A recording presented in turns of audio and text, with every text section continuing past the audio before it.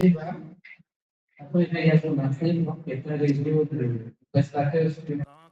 focus sur les questions du VIH pédiatrique et très engagé dans la réponse.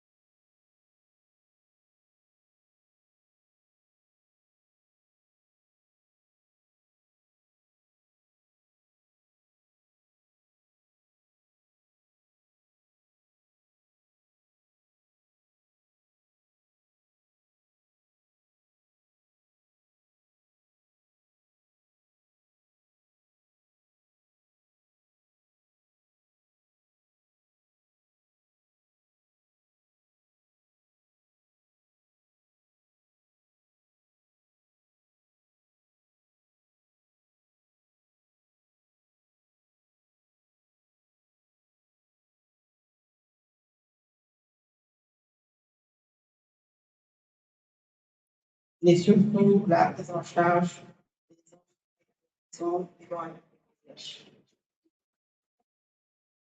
Ma présentation, ça me fait les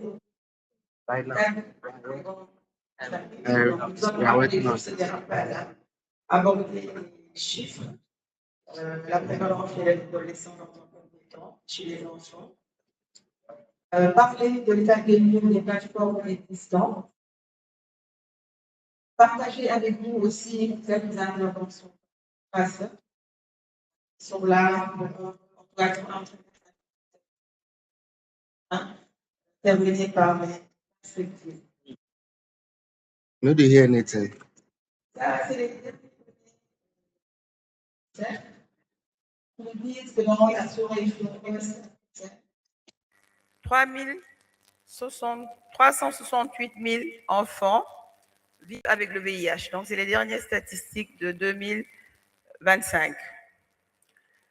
Et que nous avons seulement, pour l'ensemble des enfants, en tout cas, qui devaient être diagnostiqués, 37% qui sont diagnostiqués. Nous sommes déjà à l'heure du bilan, c'est-à-dire que chaque pays est attendu pour atteindre les 3,95.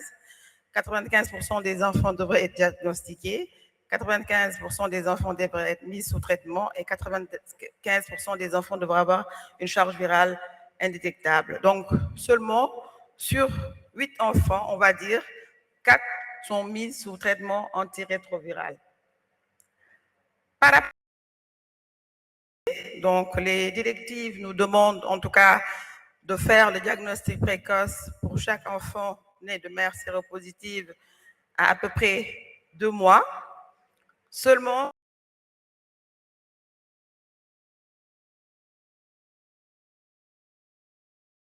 les adolescents, en 2025, 169 000 adolescents âgés de 15 à 19 ans vivent avec le VIH dans la région ouest africaine. Avec seulement, malgré les avancées, 61% seulement sont mis sous traitement. Vous conviendrez avec moi qu'on est encore loin de l'objectif à atteindre qui est de 95%. Par rapport aux derniers 95, seulement 31% des enfants sont en suppression virale. Si nous nous arrêtons un peu sur la cible adolescent, vous voyez que nous avons noté 15 000 nouvelles infections chez les enfants âgés de 15 à 19 ans. Donc, toute tranches d'âge confondues.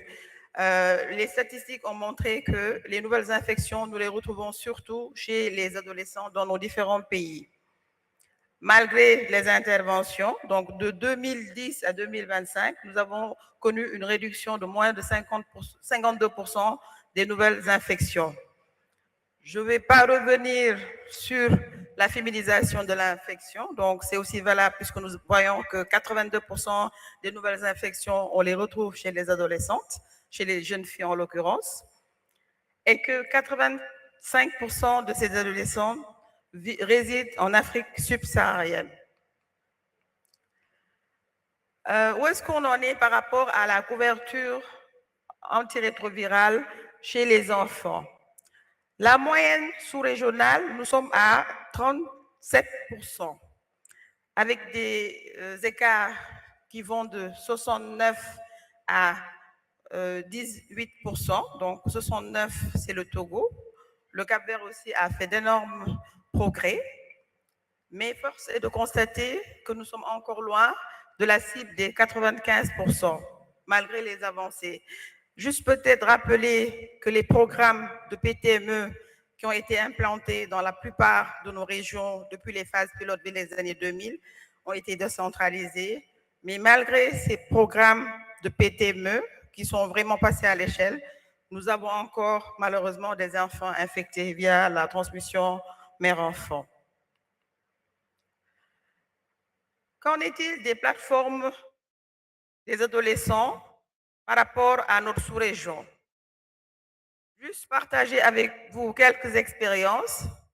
Le RAGE AOC, donc c'est le réseau des adolescents jeunes au niveau de l'Afrique de l'Ouest. Peut-être mes autres co-débatteurs vont y revenir. Donc c'est un réseau qui a été mis en place en 2023 avec vraiment une bonne structuration. Et le réseau EVA, les autres partenaires, que ce soit l'ONU-SIDA, l'UNICEF, l'OMS, les ont un peu appuyés pour mieux les structurer. Nous avons aussi mis en place un pool de jeunes ambassadeurs des OCB et du réseau Grandir.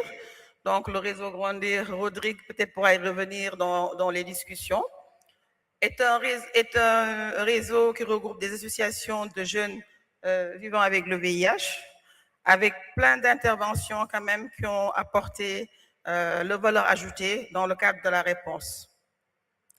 Notre réseau EVA, donc je vais m'arrêter un peu sur le réseau EVA. Le réseau EVA, c'est le réseau enfants et VIH en Afrique, qui couvre 13 pays de la sous-région. Le réseau a été mis en place depuis 2010, donc c'était l'ancien GIP Esther, où c'était un groupe d'amis, de pédiatres du Nord et du Sud qui ont un peu réfléchi pour comment améliorer la prise en charge des enfants dans nos pays. Parce qu'au niveau des pays du Nord, il n'y avait plus d'enfants infectés puisque les programmes de PTME étaient vraiment performants. Et il fallait quelque part réparer cette injustice-là. En quoi faisant? En démarrant les activités de prise en charge des enfants, en mettant à jour, en élaborant dans un premier temps les différents documents de politique, les guidelines, de même que les algorithmes et les schémas thérapeutiques. Et à chaque fois que l'OMS sortait des recommandations, les collègues se réunissaient pour les mettre à jour afin que nos enfants puissent bénéficier des schémas thérapeutiques les plus performants. Un plaidoyer aussi a été fait auprès des firmes pharmaceutiques afin d'avoir des molécules beaucoup plus agréables pour les enfants. Donc, chemin faisant, au départ, c'était les pédiatres. Par la suite, on a eu à former des médecins. Comme c'est une prise en charge pluridisciplinaire, on a eu aussi à renforcer les capacités des acteurs communautaires. Et pour rappel, les premières médiatrices en tout cas ont été mises en place par le pôle PTME Esther, qui ont accompagné des femmes, c'était des femmes enceintes séropositives, qui ont accompagné les nouvelles recrues pour un peu les aider dans le cadre de l'accompagnement psychosocial de ces femmes dépistées positives. En sus des médiatrices, il y a eu aussi une autre stratégie qui a été développée, la stratégie Mother Mentor. Et de fil en aiguille, les jeunes se sont impliqués dans la prise en charge avec l'avènement de la paire éducation. Je pense que le réseau Grandir a beaucoup fait dans ce sens, de même que le réseau EVA. J'avance. Donc, je vais rapidement finir par rapport aux interventions phares pour améliorer la réponse. Donc, le réseau EVA et les autres partenaires ont appuyé la structuration et l'empowerment des associations en mieux les formalisant afin qu'ils puissent bénéficier des financements, puisque quand on n'est pas structuré, quand on n'est pas reconnu, on n'a pas le cutus un peu pour valider, en tout cas, la possibilité d'avoir des financements.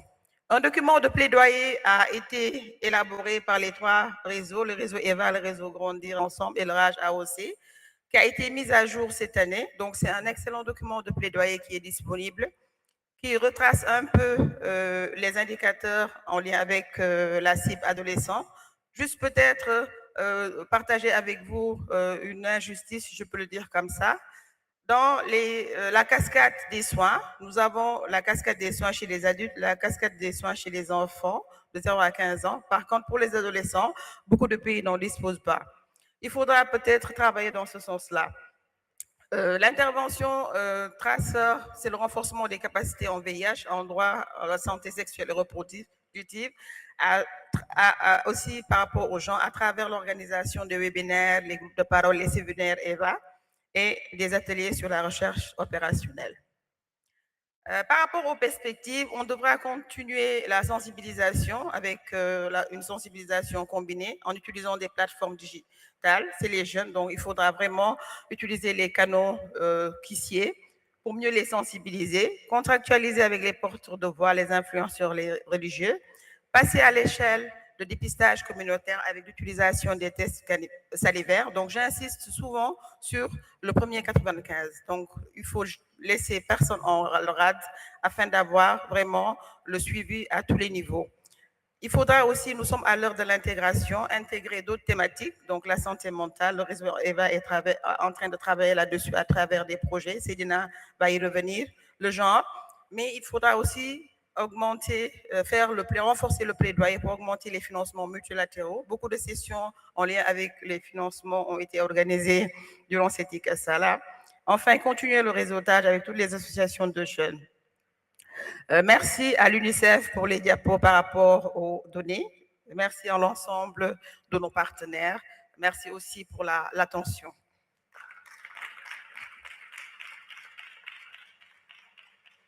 Merci. Je pense qu'on peut faire mieux, s'il vous plaît, en termes d'applaudissements, s'il vous plaît. Merci, merci, merci. Merci, docteur. Merci, docteur, pour l'intervention et disons aussi la bienvenue au président d'ICASA, qui est là, qui nous a rejoint en cours de session. Merci, Monsieur le Président, pour votre présence. Nous allons donc continuer en restant toujours au Sénégal. Donnons la parole à Cédina Ba. Je pense que c'est l'une des meilleures fiertés qu'on peut savoir aujourd'hui dans le contexte africain, en termes de leadership dans des contextes pas toujours évidents. Et c'est donc comptant sur toi pour tenir dans les 10 minutes, pour que nous ayons 10 minutes d'échange maximum avec l'Assemblée. Tu as la parole. Merci. Merci, Rodrigue, pour la parole. Et merci à tout le monde d'être venu assister à cette session aussi importante. Au niveau du technique, voilà. Donc là, nous allons essayer un peu de vous parler du réseau Convergence des jeunes, du travail que nous sommes en train de réaliser au niveau du pays, c'est-à-dire au Sénégal, des résultats que nous avons, mais aussi des perspectives. Le pointeur ne marche pas. Voilà, là c'est bon. Comme plan, voilà ce qu'on a proposé. Déjà, on va parler de l'historique du réseau, des réalisations, des difficultés et pour finir par les perspectives. Et comme historique déjà, par rapport aux dates clés, je dirais que le tout a commencé entre des enfants et adolescents qui étaient suivis à la pédiatrie de Roi Baudouin et aussi à l'hôpital d'enfance Albert Royer de Fannes. En 2015, on a eu l'occasion de se rencontrer et de là, tout est parti. On a commencé à réfléchir sur le fait comment nous pouvons faire pour mettre en place notre association.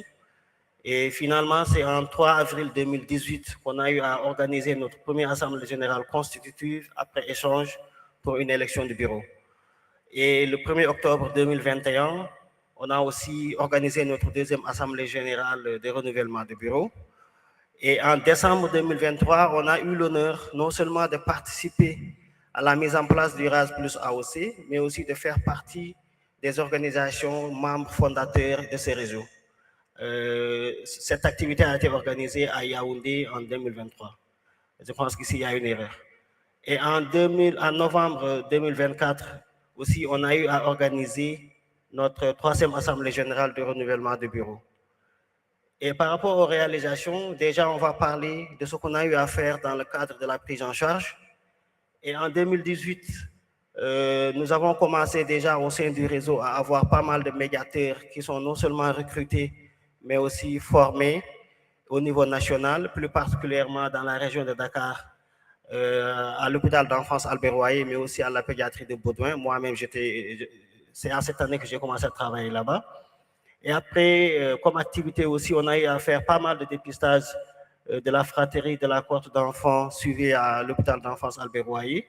Et aussi des ateliers, des groupes de parole sont organisés fréquemment avec des thématiques différentes sur la santé sexuelle et reproductive et sur l'éducation thérapeutique. Et les résultats qu'on a par rapport à la recherche interventionnelle, de 2021 à 2024, nous, en tant que réseau, on a été acteurs du projet de recherche interventionnelle de transition qui avait pour objectif vraiment l'optimisation de la prise en charge et l'empowerment des jeunes vivant avec le VIH au Sénégal et au Burkina Faso. Parce que le projet était venu à temps, comme nous avons l'habitude de le dire. Avant le projet, on avait tendance à voir des enfants quitter la pédiatrie et aller brusquement au niveau des sites adultes. Et cela a amené des pertes de vue, mais aussi cela amené des conséquences un peu néfastes par rapport à la prise en charge. Donc le projet est venu et a recruté au sein du réseau 8 pères éducateurs qui ont été formés pour qu'ils puissent accompagner leurs plus jeunes frères par rapport à cette transition. Et au courant du projet, pendant les 3 ans, on a eu à faire des formations et intégration des pères éducateurs au sein du réseau. Cela nous a permis, le projet nous a permis de recruter beaucoup plus de membres au sein du réseau. On a eu aussi à faire des séances d'accompagnement des adolescents dans la transition, comme je l'ai dit tantôt, mais aussi on a animé des groupes de parole par rapport à différentes thématiques. Et le réseau aussi a eu à bénéficier de pas mal de formations. Le bureau qui a été mis en place a été formé en leadership transactionnel, en gouvernance participative, mais aussi en prise de parole en public. Parce qu'étant jeune, nous avons réussi à mettre en place notre organisation, mais on avait besoin quand même d'être renforcé sur pas mal d'aspects sur la gouvernance associative. Et à travers ce projet, on en a bénéficié, on a fait ces activités-là. Et jusqu'à présent, par rapport à la recherche interventionnelle, en avril 2022, on a eu à participer à l'AFRA-VIH à Marseille, au symposium des jeunes de l'AOC organisé par SIDAction. Et là, l'objectif, c'était de présenter non seulement le réseau Convergence des jeunes, mais aussi de parler du rôle des pères éducateurs dans le projet de transition. Et en mai 2022, on a eu à faire une réalisation d'une collection de podcasts dénommée Positive, dans le sens de lutter contre la stigmatisation. Donc là, on a donné l'occasion à des jeunes du réseau qui ne pouvaient pas prendre la parole de manière à visage découvert. On les a donné l'occasion de partager leur vécu, de parler de leur expérience à travers différentes thématiques sous format d'enregistrement podcast. Donc, en 2023, on a eu aussi à participer à la promotion et à la diffusion de ces témoignages dans certaines radios communautaires en région, mais aussi à Dakar. Et là, vous avez le lien qui est en bas. Après, ceux qui sont intéressés pourront vraiment utiliser ce lien pour écouter les 9 épisodes qu'on a réalisés. Voici une capture d'écran par rapport à ce projet qu'on a fait pour essayer de lutter par rapport à la stigmatisation au niveau national, mais aussi au niveau international. Donc, jusqu'à présent, concernant les recherches interventionnelles, depuis janvier 2025 jusqu'à présent, nous sommes en train quand même de participer à la mise en œuvre du projet PRETEFAS, qui vise à valider une méthode de diagnostic communautaire des troubles anxio-dépressifs chez les adolescents et jeunes du Sénégal et du Cameroun, parce que quand on parle de VIH, quand on parle aussi de l'environnement sur lequel les enfants évoluent, il y a pas mal de questionnements qui résonnent à l'intérieur d'eux. Donc cela suscite certaines complications. Et à un moment donné, on s'est posé la question à savoir qu'est-ce que nous pouvons faire dans le cadre de la santé mentale pour pouvoir accompagner ces jeunes-là. D'où l'importance de ce projet. Et jusqu'à présent, nous y travaillons au niveau du pays, au Sénégal et au Cameroun. Et dans le cadre aussi de la recherche communautaire, de 2022 à 2024, nous, en tant que réseau, on a été acteurs de la construction du projet de recherche communautaire Tagepich, dont on a été inspiré par le projet Gundoso du Mali. Donc, on a mis en place non seulement ce processus pour pouvoir travailler sur l'élaboration d'une note conceptuelle. Après cela, on a eu à bénéficier du financement du site d'action en partenariat avec l'IRD, l'Arca Santé Plus, Coalition Plus, le CRCF et l'Université de Lyon. On a eu à faire la phase pilote dans la région de Dakar pour essayer vraiment d'accompagner les jeunes par rapport à la gestion de leur sérologie. Donc, par rapport à ça aussi, on a eu à faire pas mal de formations là-dessus. Voilà.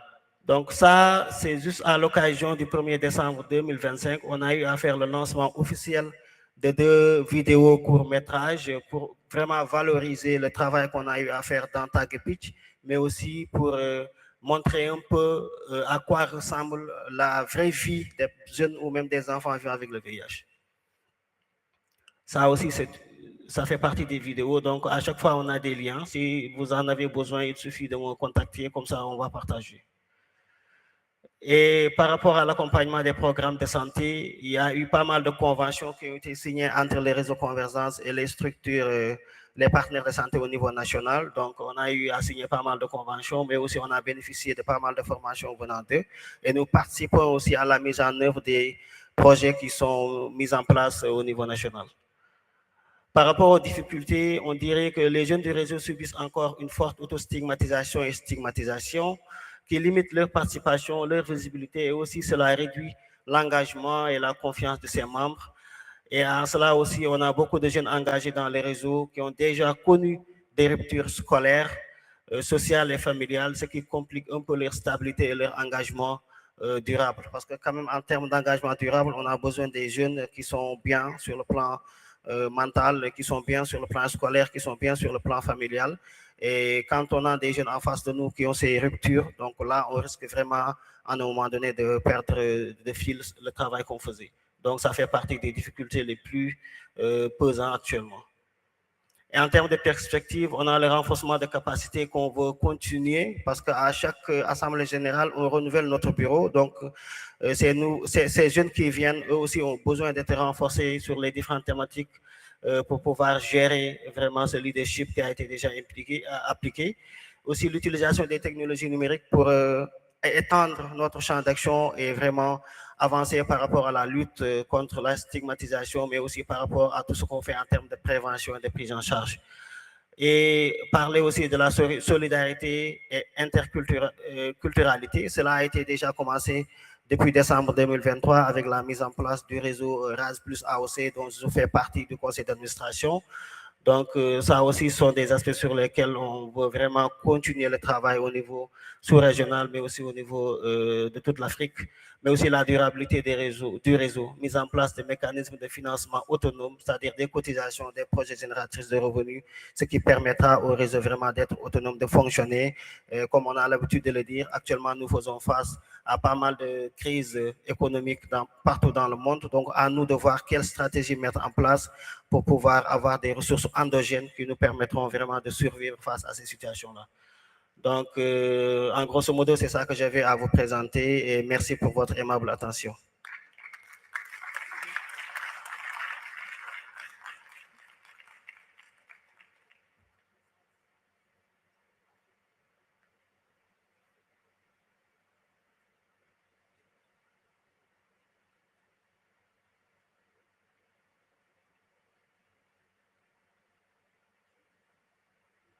Okay. Merci Cédina. Un autre lot d'applaudissements pour Cédina, s'il vous plaît. Merci. Alors, avant de passer à la troisième et dernière intervention, nous allons d'abord laisser la parole à Dr. Ndeye qui a 2-3 compliments à faire sur la présentation de Cédina. Docteur, vous avez la parole.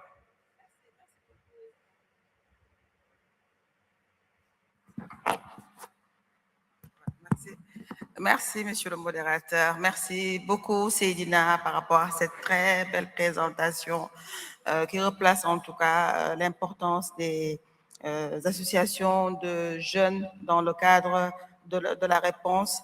C'est vrai que les partenaires accompagnent quelque part, mais il faudra magnifier le leadership et l'engagement au plus haut niveau, parce qu'au début, ce n'était pas évident. Comme vous l'avez dit, il y a surtout cette autostigmatisation qui fait que les jeunes, en tout cas, ont du mal à se présenter, à parler de leur maladie, à mieux accompagner leur père. Mais je pense que, chemin faisant, votre association, à la tête, il y avait une femme avant que vous deveniez. Elle est maintenant médecin qui a fini ses études. Et ça, c'est des bonnes pratiques, c'est des expériences à renouveler. Peut-être juste revenir sur les projets qu'Eva a eu à implémenter de concert avec l'association des jeunes.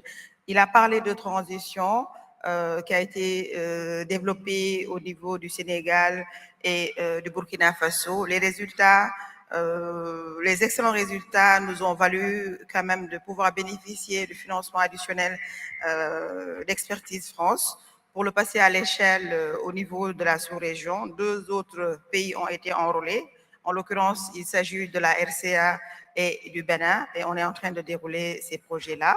Insister aussi sur le projet Prêter Face, comme il l'a mis, dans ce contexte de raréfaction, puisque dans nos pays, on n'a pas beaucoup de psychologues, on n'a pas beaucoup de psychiatres pour accompagner les jeunes. Donc, la problématique de la santé mentale, le projet Prêter Face est en train, en tout cas, d'adresser l'utilisation d'un certain nombre d'outils pour diagnostiquer les troubles de la santé mentale modérés à légers, afin de mieux accompagner non seulement le diagnostic, mais in fine la prise en charge.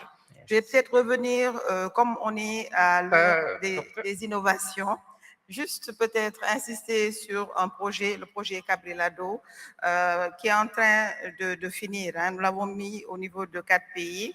Ce projet met en œuvre un dispositif pour un peu justifier, en tout cas, la faisabilité de l'utilisation des ARV injectables chez les adolescents. Merci beaucoup, Rodrigue. Merci encore vous deux. Nous allons donc très rapidement laisser la parole donc à Désiré, en disant un grand merci à l'équipe IT qui nous a accompagnés sur ce processus. Donc, Désiré Touré de Côte d'Ivoire nous va et de vous ensemble.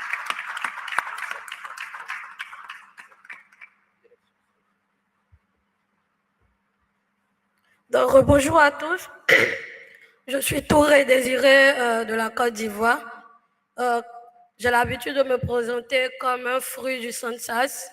Je suis jeune ambassadrice du réseau Grandis Ensemble et chargée à la mobilisation de l'association des jeunes au niveau de la Côte d'Ivoire, dénommée Nova Plus. Donc, désolée. OK.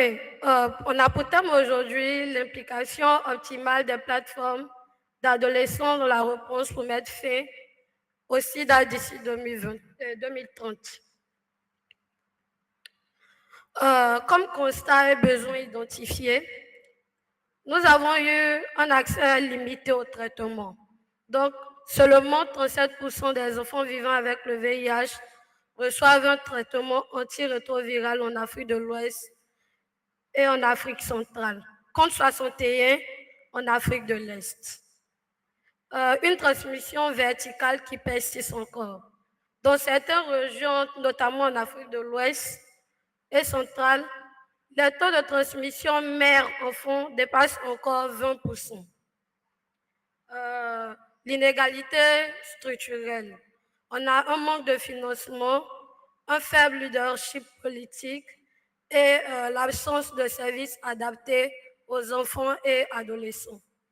Un faible dépistage précoce. Beaucoup d'enfants ne sont pas diagnostiqués en temps, ce qui retarde l'accès aux soins. Une faiblesse des stratégies de triple élimination. nous avons eu à faire une mobilisation communautaire. Quelle place pour les ados et jeunes vivant avec le VIH en Afrique de l'Ouest et en Afrique centrale?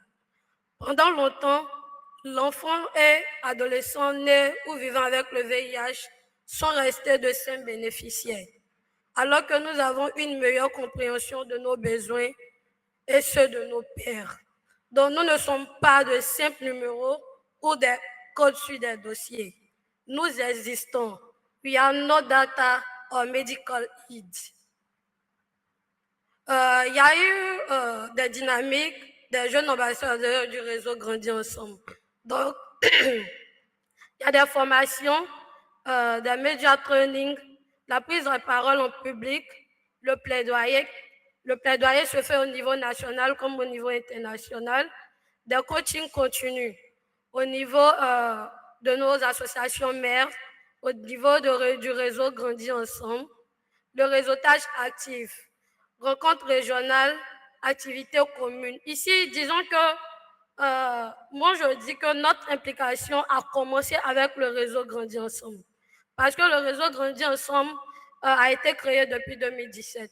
Et quand on regarde toutes les associations qui sont des associations jeunes aujourd'hui qui existent, viennent de ce réseau-là. Donc, il y a la mobilisation des responsables associatifs. Nos différentes associations sont mobilisées au niveau du réseau. Quelques acquis. Il y a un lien avec le Fonds mondial, contribution à l'actualisation de la note d'information VIH pour le GC7, mobilisation des phases de demande au Togo, Congo et au Mali, augmentation des jeunes dans les CA des associations et comités de pilotage.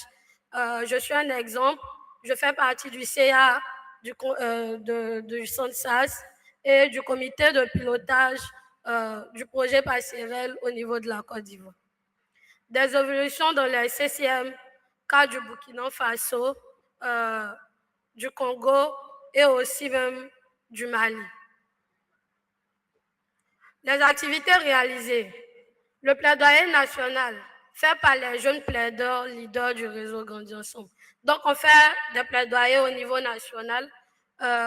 Ces plaidoyers sont faits par des jeunes vivant avec le VIH afin qu'on puisse avoir une bonne réponse à la riposte. Formation des pairs éducateurs des associations membres du réseau Grandir ensemble. Le réseau Grandir a un projet, le projet passerelle, avec des différentes associations telles que le SONSAS, le VT du Togo, Burundi, soit Burundi. Il y a eu des jeunes qui ont été formés. Et il y a des pays qui n'ont pas reçu ce projet, mais qui ont reçu la formation du réseau Grandir ensemble. On a l'élaboration de plans de plaidoyer pays. Au niveau pays, nous élaborons des plans de plaidoyer. Des actions de communication des jeunes leaders et plaideurs. Suivi des activités des jeunes plaideurs. Participation des jeunes leaders dans leurs réunions stratégiques et de prise de décision. Donc, nous faisons tout pour pouvoir participer dans les réunions de prise de décision au niveau pays, comme le CCM. Le suivi des pairs par les jeunes leaders dans leurs associations. Mais nous faisons le suivi de nos différents pairs. Comme au Centre SAS, nous avons un club d'adolescents et des jeunes qui aident afin que ces jeunes-là puissent vraiment être épanouis avec le VIH. Comme exemple, il y a des associations de jeunes qui ont été créées, comme Nova Plus en Côte d'Ivoire, Réagir au Togo. Pourquoi continuer à soutenir le leadership des ados et jeunes vivants? La nécessité morale. Elle a une stratégie indispensable pour maintenir et renforcer la réponse du VIH, particulièrement dans le contexte actuel de baisse de financement mondiaux. Remerciements. Nous remercions Expertise France, l'initiative, le Fonds mondial, SIDAction, les associations membres et ICASA. Rappel, aucun enfant et ado ne doit payer le prix des réductions financières. financement. Nous vous remercions.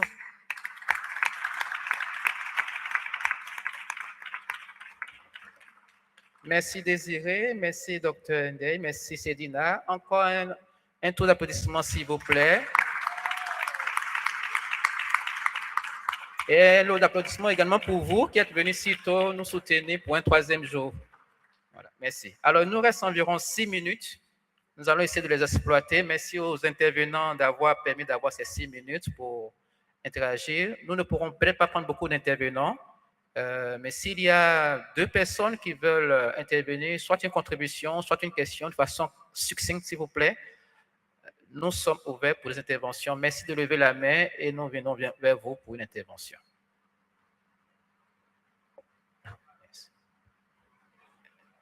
Merci à l'équipe d'Haïti pour son appui.